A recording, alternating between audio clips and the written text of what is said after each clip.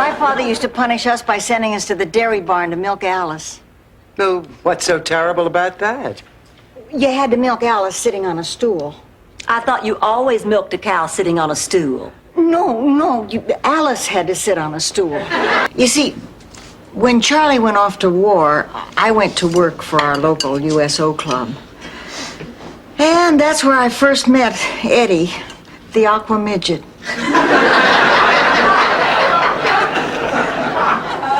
He was a blue midget? Don't be ridiculous. He was a diving midget. That was his act. He used to jump off a stepladder into this gigantic punch bowl. So, what happened? Nothing. He just swim to the side and hop out. I mean, what happened between you and Eddie?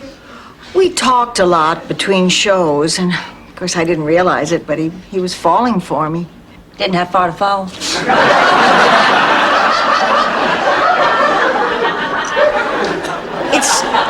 It started with little things. I bet.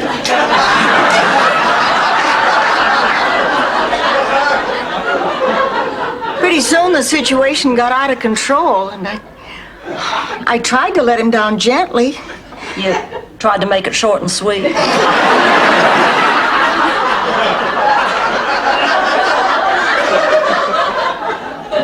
He just wouldn't take no for an answer. It had nothing to do with his size. It was simply that I could never become seriously involved with anybody in show business.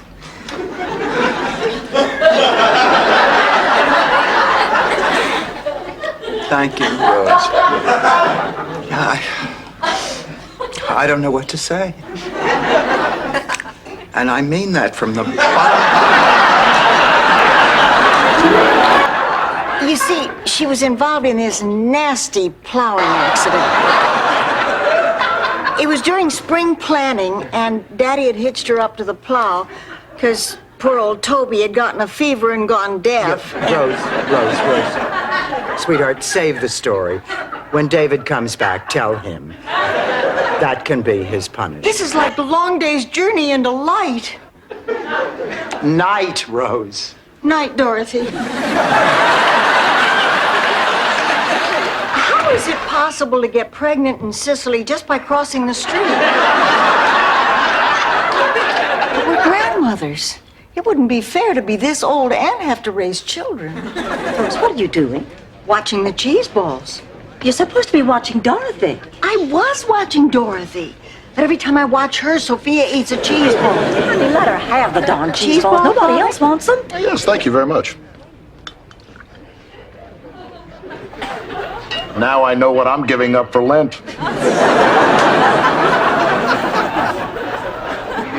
Feel a lot better. And the next day may be better still. And the next day, maybe That's all the men I right. meet act so old. Last week, I went out with this man that talked for 2 hours about his prostate problems.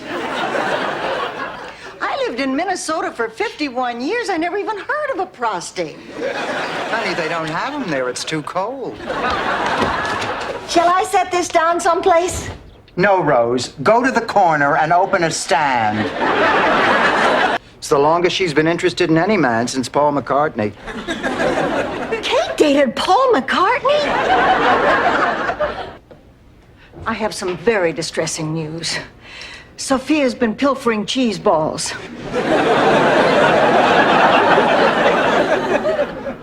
Rose, you give brandy for teething. You rub it on their gums.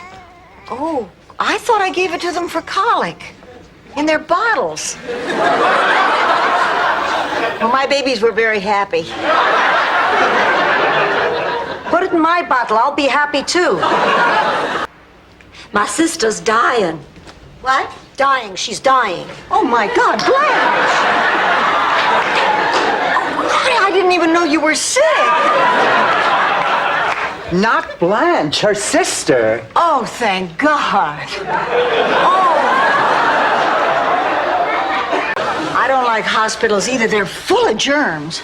I always hold my breath in the elevators because there are sick people in the elevators and it's such a small space. And once I had to go to the 8th floor in a hospital and the elevator stopped on every floor and I had to hold my breath all that time.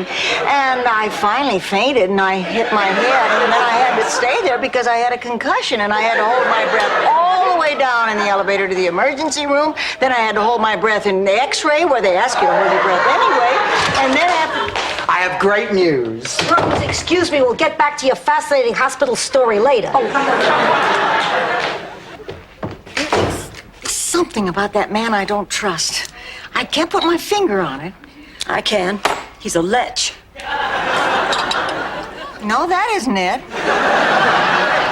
Anderbo? Oh, yes, That's right. Anderbo Johnson. Clyde Whitehead, Anderbo's beau, decided he wanted to see my cheerleader sweater from the inside. So when I told Anderbo, she blamed the whole thing on me. And then Clyde would never speak to me again for telling. I lost Anderbo. Now you understand why I can't tell Dorothy? I don't even understand who Anderbobo is. She could marry that man. They could have a child. They could adopt a child. And then one night at the country club, possibly during little Mei Ling's coming out party,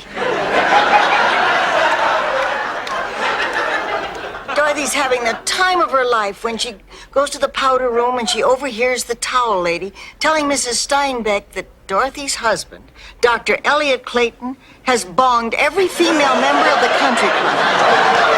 Can you let that happen to Dorothy? Can you let that happen to little Mei Ling? Hasn't she suffered enough? Not as much as I have listening to that story. You're right. She is my best friend. I thought I was your best friend. You were till you told me that story.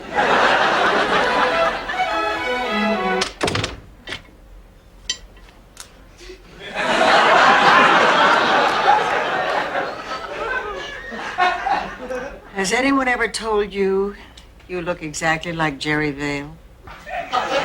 No. They should. He's the only man in the world that can make the hair on my arms stand up. Can I fix you a drink? No, thanks. Is something wrong with your leg? Nothing you can't fix, Dr. Man. I beg your pardon.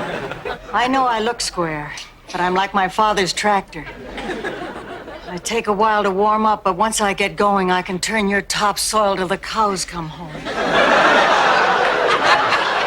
I heard footsteps. Oh. It was my nightmare come true. Someone was after me. I ran. He ran. I ran faster. He ran faster. No. He grabbed my arm, and I turned around and dropped him. Kneed him right in his safe deposit box. Dropped him like a sack of potatoes. He lay on the ground, and he was writhing and groaning and screaming in agony.